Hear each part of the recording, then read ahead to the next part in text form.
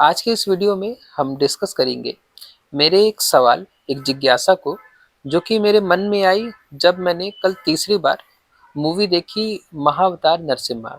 इस मूवी को मैं पहले भी 2 बार देख चुका हूँ, लेकिन मूवी इतनी अच्छी है, इतनी हार्ट टचिंग है कि कल मेरा फिर मन कर गया इस मूवी को देखने का। लेकिन जब मैंने कल इस मूवी को तीसरी बार देखा, तो मेरे मन में कुछ ऐसे सवाल आए जो कि पहले जब मैंने इस मूवी को देखा था तब मेरे मन में नहीं आए थे। तो मैं सोचा कि क्यों ना इन सवालों पर, इन जिज्ञासाओं पर एक यूट्यूब वीडियो बनाया जाए और आप लोगों से कमेंट्स के द्वारा समझा जाए कि मेरा ये सवाल उचित है, वैलिड है या नहीं। तो जैसा कि हम जानते हैं कि मूवी महाअवतार नरसिम्हा में हिरण्यकश्यप नाम का एक राक्षस होता है, जो कि भगवान विष्णु से बदला लेने के लिए तपस्या करने जाता है। ठीक है, अब मेरे सवाल को ध्यान से आप सुनिएगा और समर्थन दीजिएगा अगर आपको ये सवाल सही लगता है तो उस मूवी में दिखाया कि जो हिरण्यकश्यप है वो ताकत या शक्ति अर्जित करने के लिए, क्योंकि भाई उसको भगवान विष्णु को हराना था, तो भगवान विष्णु को हराने के लिए उतना पावरफुल उसको बनना था। तो वो क्या करता है कि वो एक पहाड़ पे चढ़ता है तपस्या करने के लिए। ठीक है, और मूवी में दिखाया है और हमारे ग्रंथों में, वेद पुराणों में लिखा हुआ है कि तपस्या करने के लिए जो भी राक्षस, इस मूवी में तो हिरण्यकश्यप था, लेकिन कोई एक्स वाई जेड राक्षस कोई भी हो, तो तपस्या करने के लिए अक्सर जो राक्षस या देवता जो भी तपस्या करते थे वो जाते थे एक पहाड़ के ऊपर और किसी एक पोजीशन में, चाहे खड़े होकर चाहे बैठकर, वो तपस्या करना शुरू करते थे। जनरली जब भी कोई राक्षस तपस्या करता था तो ब्रह्मदेव की तपस्या करता था। और तपस्या करने का जो प्रोसेस सिर्फ इसी मूवी में नहीं, बाकी सारे सीरियल्स और मूवी में जो दिखाया जाता है वो यही दिखाया जाता है कि तपस्या करने के लिए कोई गया है और एक पैर में खड़ा हो गया या बैठ गया पहाड़ के ऊपर और ओम ब्रह्मदेव नमः ये मंत्र का वो जाप करता है कंटिन्यूअस। ठीक है, मूवी में यही दिखाते हैं, सीरियल में भी यही दिखाते हैं। तो जब इस तरीके से वो मंत्र का जाप करता है, जाप करते करते कई साल बीत जाते हैं और कई साल बीत जाते हैं तो उसका शरीर जो होता है वो पूरा कंकाल बन जाता है। ठीक है, आसपास कीड़े मकोड़े अपना घर बना लेते हैं, यही जनरली दिखाया जाता है। तो मेरे मन में ये सवाल उठा कि क्या जो मेथड, तपस्या का मेथड इन मूवीज और सीरियल्स में दिखाया जाता है, क्या वो सच में वैसा ही रहा होगा जैसा उसमें दिखाया जाता है या कुछ अलग रहा होगा। ठीक है, आप समझिए सवाल को। क्योंकि अगर वही प्रोसेस रही होगी जैसा वो लोग करते हैं, तो फिर वो प्रोसेस कब बंद हो गई होगी। मतलब अगर वैसा करने से भगवान मिल जाते हैं, भगवान आके वरदान देते हैं, तो फिर वो हिरण्यकश्यप ने वैसी तपस्या की होगी, फिर मान लेते हैं कि रावण ने की होगी, फिर हो सकता है कंस ने करी हो, ठीक है, ऐसा करके। लेकिन आखिरी वो कौन राक्षस या देवता था जिसने इस तरह की तपस्या की होगी।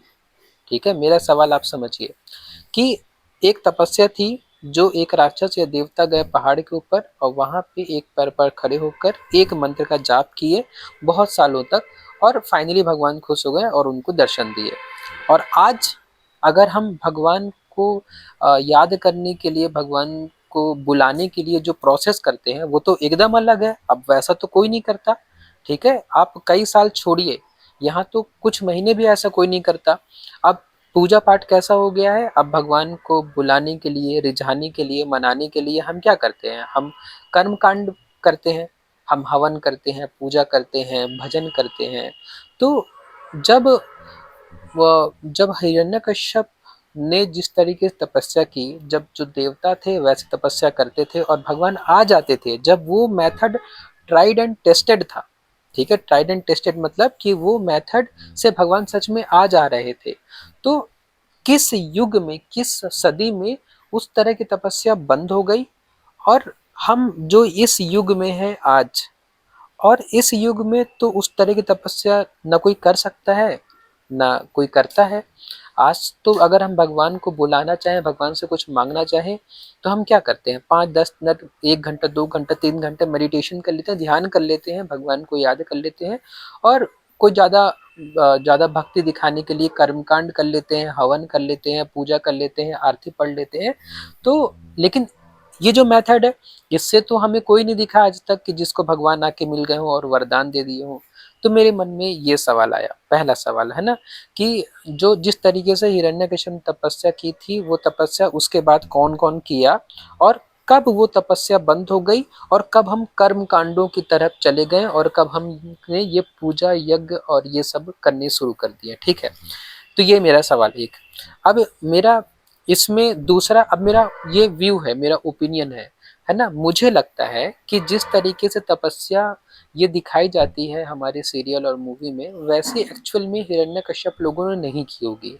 आप समझिए, देखिए कैसे, ये मेरा मतलब मेरा इंटरप्रिटेशन है, मेरा जवाब है, मुझे लगता है ऐसा कुछ होगा। आप मुझे बताइए कमेंट बॉक्स में कि जो मैं सोच रहा हूँ वो सही है कि नहीं है। अब देखिए, मेरे हिसाब से जब भी कोई देवता, जब भी कोई राक्षस भगवान की तपस्या करने के लिए जाते रहे होंगे, तो मैं मानता हूँ कि वो किसी जंगल, किसी एकांत, किसी पहाड़ में जाते होंगे। लेकिन मेरे हिसाब से वो तपस्या कुछ इस तरीके से करते रहे होंगे कि वो एकांत में जाके एक परफेक्ट दिनचर्या फॉलो करते होंगे। एक परफेक्ट दिनचर्या, परफेक्ट दिनचर्या क्या होती है? परफेक्ट दिनचर्या मतलब कि आप सुबह 3-4 बजे उठ जाओ, ब्रह्म मुहूर्त में उठ के नहा वहा के अपना ध्यान लगाओ, ध्यान करो, ठीक है? भगवान को ध्यान करो। ध्यान करने के बाद उठो, एक्सरसाइज वगैरह करो, ठीक है? वेट लिफ्टिंग वगैरह करो और उसके बाद में जो भी आपके सराउंडिंग में जो भी अच्छी चीज़ें खाने के लिए हैं उनको खाओ और उसके बाद में एक परफेक्ट टाइम टेबल फॉलो करो और इसी तरीके से जब आप कई सालों तक करते रहोगे, ठीक है? तो आप में ताकत भी आ जाएगी, आप में ज्ञान भी आ जाएगा। क्योंकि क्या होता है ना कि देखो, जो लोग संसार में हैं, जो लोग संसार में हैं, वो क्या करते हैं, वो आराम में चले जाते हैं, वो आलस में चले जाते हैं, जो संसार में हैं। जैसे हम लोग हैं, हम संसार में हमें सुविधाएँ मिली हैं, तो हम देखेंगे कि कब हमें आलस आ जाए, हम नींद आ जाती है जनरली, हम आराम से बैठे रहते हैं और कुछ भी हम अगर कोशिश करते हैं करने के लिए, तो हम उस काम को बहुत अच्छे से नहीं कर पाते हैं। लेकिन कोई कोई एक इंसान जो कि एकांत में चला गया हो और बस इसी काम के लिए गया हो कि वहाँ जाके एक परफेक्ट टाइम टेबल फॉलो करेगा और कोई भी जब एक परफेक्ट टाइम टेबल फॉलो करेगा लंबे समय के लिए, तो हिरण्यकश्यप जब गया होगा वन में या पहाड़ में, तो वहां पे उसने कई सालों तक, शायद 30, 40, 50, 60, 100, 200, 400, जितने साल भी, एक परफेक्ट दिनचर्या फॉलो की होगी। और यहाँ पे उसके राज्य में जो लोग होंगे, है ना, जो लोग उसके देश में होंगे, वो लोग तो आलस कर रहे होंगे, क्रोध कर रहे होंगे, मोह कर रहे होंगे, तो वो लोग जहाँ पे थे वहीं पे रहे होंगे। तो जब हिरण्यकश्यप उतने साल के बाद में वापस आया होगा, अब देखो जब उतने साल तक वो वहाँ पे ध्यान कर रहा है, योग कर रहा है, वहाँ पे एक्सरसाइज कर रहा है, तो उसको आत्मज्ञान हो गया होगा। मुझे लगता है कि ऐसा नहीं हुआ होगा कि ब्रह्मदेव आए होंगे और ब्रह्मदेव ने उन्हें वरदान दिया होगा। मुझे लगता है कि जब वहाँ पे वो इतना अच्छे दिनचर्या फॉलो किया, तो उसको आत्मज्ञान हो गया होगा, ठीक है? और आत्मज्ञान जब हो गया होगा तो वापस आया होगा इस समाज में और यहाँ पर जो लोग थे जिस पोजीशन पे, ताकत के जिस लेवल पे, बुद्धि के जिस लेवल पे, वो उसी लेवल पे रहे होंगे, लेकिन हिरण्यकश्यप उनसे कई लेवल अप हो गया होगा, ठीक है? तो ऑब्वियसली सब ज्यादा पावरफुल हो गया होगा, दिमाग के मामले में भी और ताकत के मामले में भी, तो वो सब पे राज कर पाया, ठीक है? ऐसा ऐसा कुछ हुआ होगा।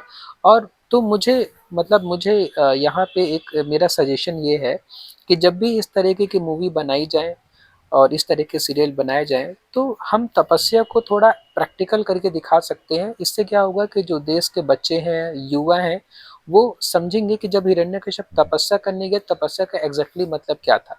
तो अगर हम उस तरीके की तपस्या हम भी कर सकें, तो शायद हम भी सबसे पावरफुल हो जाएँगे, हम भी सबसे ज़्यादा बुद्धिमान हो जाएँगे, हम भी सबसे ज़्यादा ताकतवर हो जाएँगे। तो एक अच्छा मैसेज बच्चों पर जाएगा। तो इस तरीके से अगर तपस्या को दिखाते तो मुझे लगता है कि ज़्यादा बेटर होता। और इसको मैं एक एग्जांपल देके भी समझा सकता हूँ आपको। जैसे कि अभी हम जान रहे हैं कि हमारे देश में जो महान फुटबॉलर हैं मेसी, वो हमारे देश में आए थे और मेसी की देखिए कितनी रिस्पेक्ट होती है, देश वाले एकदम आजकल चारों तरफ न्यूज़ में बस मेसी मेसी, बस उन्हीं के बारे में बता रहे हैं। तो आप मेसी, अगर वो देश का, अगर वो दुनिया का टॉप का फुटबॉलर है, तो उसने कई साल तपस्या करी होगी, ठीक है, फुटबॉल के फील्ड में, है ना? वो फिजिकली और मेंटली अपने आप को स्ट्रांग बनाया होगा फुटबॉल खेलने के लिए, तब वो आज इतना बड़ा प्लेयर है। तो वैसे ही यही तपस्या होती है। उसी तरीके से अगर हम बुद्धि के लेवल पे किसी को माने, है ना, इंटेलेक्ट के लेवल पे किसी को माने, तो आप सुंदर पिचाई को जानते हैं जो कि गूगल के सीईओ हैं। तो उन्होंने भी अपने दिमाग को इस तरीके से ट्रेन किया, वो भी 1-2 साल नहीं, कई साल की मेहनत के बाद, कई साल की तपस्या के बाद वो आज इस लेवल पे है कि वो गूगल के सीईओ हैं। और वैसे हम अपने चारों तरफ सबको देखते हैं, सचिन तेंदुलकर हो गए, सोनू निगम हो गए, श्रेया घोषाल हो गए। तो ये सब आज अपने अगर फील्ड में टॉप पे हैं तो वो इसलिए क्योंकि उन्होंने तपस्या की। ठीक है, तो एक तपस्या ये भी होती है, और तपस्या जो होती है वो हमको अ, बाकी लोगों से अलग बनाती है, बाकी लोगों से ज़्यादा पावरफुल बनाती है। तो यही सवाल है मेरा, काफ़ी वीडियो बड़ा हो गया है, लेकिन मैं आखिर में कंक्लूड करना चाहूँगा कि जो मेरा पहला सवाल था, ठीक है, फिर से एक बार कंक्लूड करना चाहूँगा कि जो मेरा पहला सवाल था कि अगर जैसे हिरण्यकश्यप ने तपस्या की, अगर वो तपस्या मतलब सक्सेसफुल थी, तो ऐसा कौन सा युग, ऐसा कौन सा एज आया जब वो तपस्या बंद होके हम कर्म कांडों की तरफ चले गए। ठीक है, ये मेरा पहला व्यू है। दूसरा ये कि जो तपस्या मेरे हिसाब से हिरण्यकश्यप ने की, वो कुछ इस तरीके की होगी जैसे मैंने आपको बताया कि एक परफेक्ट टाइम टेबल उन्होंने फॉलो किया होगा और कई सालों तक फॉलो किया होगा। इससे क्या हुआ कि वो समाज में जो लोग हैं, और हिरण्यकश्यप जब कई सालों बाद वापस समाज में आए तो इनमें, उन लोगों में और हिरण्यकश्यप में ताकत और बुद्धि का अंतर हो गया होगा, इसलिए हिरण्यकश्यप सबसे ज़्यादा पावरफुल हो गया होगा और उसने सबको हरा दिया। और तीसरी बात, मैंने एग्जाम्पल बताया मेसी का, सुंदर पिचाई का, श्रेया घोषाल, सचिन तेंदुलकर, सोनू निगम। ठीक है, ये सब क्या है, आज के अगर हम युग को देखें तो आज के युग में इन्होंने तपस्या की, अपने अपने फील्ड में इन्होंने 20 साल, 30 साल, 40 साल मेहनत की, और तब आज जाके उनका कोई मुकाबला नहीं है, वो अपने फील्ड के बेस्ट हैं। तो अब मेरी रिक्वेस्ट यही है कि उन प्रोड्यूसर से, उन डायरेक्टर से, जब भी वो इस तरीके की मूवी बनाए तो जो तपस्या वाला पोर्शन है ना, उसको कुछ ऐसा प्रैक्टिकल तरीके से दिखाएं ताकि जो देश के बच्चे और युवा हैं उस तपस्या को देख के इंस्पायर हो सके, मोटिवेट हो सके, और उन्हें लगे कि हाँ, ये ऐसा कुछ है जो हम भी कर सकते हैं। तो इससे एक बच्चों में अच्छा मैसेज जाएगा, और मतलब मूवी और सक्सेसफुल हो पाएगी। तो ये मेरा व्यू था। प्लीज़ आप लोग मुझे कमेंट बॉक्स में बताइए कि जो मैंने ये डिस्कस किया, जो मेरा व्यू था, जो मेरी जिज्ञासा थी, वो वैलिड है, उचित है या नहीं। और अगर आपके मन में कुछ और सवाल है, कुछ और डिस्कस करना चाहते हैं तो प्लीज़ मुझे कमेंट बॉक्स में बताइए, अपन वहीं पे डिस्कस करेंगे इस बात को। Thank you.